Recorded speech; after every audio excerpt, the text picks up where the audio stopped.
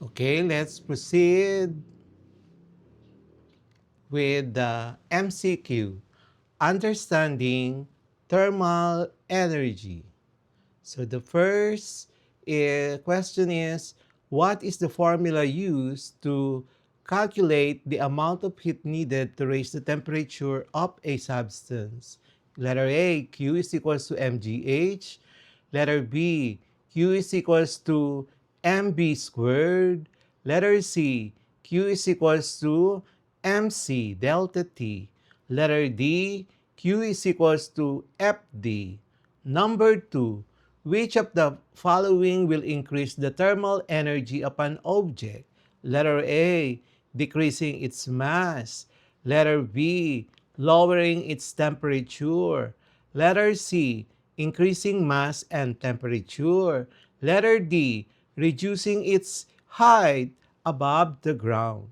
Number 3, how much energy is required to raise the temperature of 1 kilogram of water by 1 degree centigrade? Letter A, 334 joules. Letter B, 2,260 joules. Letter C, 4,186 joules. Ay, 4,186 joules. Letter D, 4,186 joules. Number 4, a 2 kilogram block of metal is heated from 25 degrees centigrade to 75 degrees centigrade. If its specific heat is 500 joules per kilogram per degree centigrade, how much heat is absorbed? Letter A, 25,000 joules. Letter B, 50,000 joules. Letter C, 75,000 joules. Or letter D, 100,000 joules.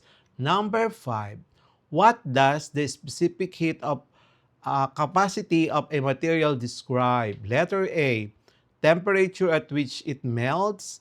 The energy required. Or letter B, the energy required to raise its temperature by 1 degree centigrade per kilogram. Letter C, its boiling point. Letter C, the amount of heat it gives up when cooled. Next, number 6. Which of the following has the greatest effect on an object's thermal energy? A, color of the object. Letter B, shape of the object. Letter C, mass and temperature. D, volume and density. Number 7. How much energy is required to melt 3 kilograms of ice at 0 degrees centigrade? A, 1,000 joules, 100,000 joules. Letter B, 334,000 joules. Letter C, 1,002,000 joules. Letter D, 2,260,000 joules. Number 8. What happens to the thermal energy of water during boiling at 100 degrees centigrade? Letter A, it decreases. Letter B, it turns into kinetic energy. Letter C, it increases and is used for phase change. Letter D, it stays constant. Number 9, a substance absorbs 90,000 joules of energy and melts completely. If its mass is 0.3 kilogram, what is its latent heat of fusion? Letter A, 100,000 joules per kilogram. Letter B, 300,000 joules per kilogram. Letter C, 90,000 joules per kilogram. Letter D, 270,000 joules per kilogram. Number 10. What phase change occur when thermal energy is removed from steam at 100 degrees centigrade? Letter A, freezing. Letter B, melting. C, condensation. D, sublimation. So the answer key for today's lesson number 4, Understanding Thermal Energy MCQ, will be provided to you in our lesson number 5.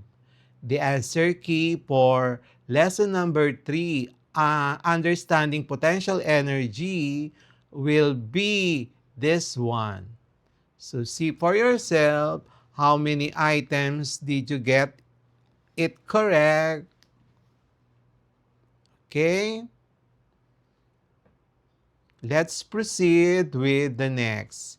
You may post this particular page or part so you can check your answers. And